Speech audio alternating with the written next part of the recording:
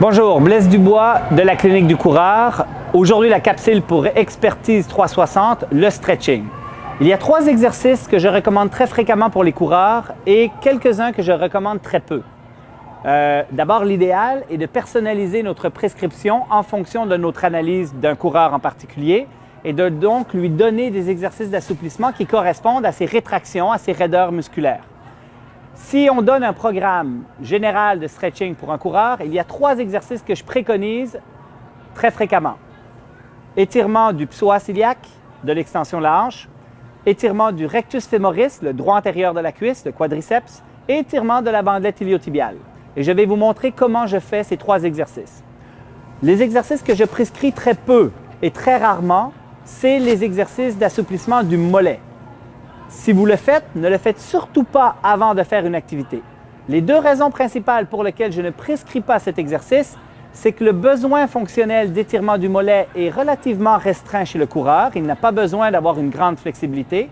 Et la deuxième chose, c'est que le risque de claquage, surtout si vous le pratiquez juste avant ou pendant l'activité, est beaucoup plus élevé.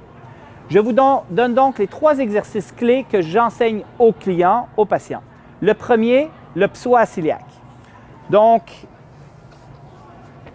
on va se positionner en fin de compte pour venir étirer en extension la hanche droite dans ce cas-ci, mais dans l'objectif aussi de protéger le bas du dos.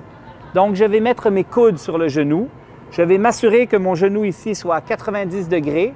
Je vais percevoir l'étirement dans l'aine et en haut de la cuisse. Et je vais même me permettre de faire une petite bascule du bassin pour aller chercher cette extension et sentir la sensation d'étirement.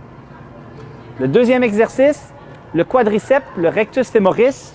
La meilleure manière de le faire en protégeant le dos est de maintenir la jambe contralatérale en flexion.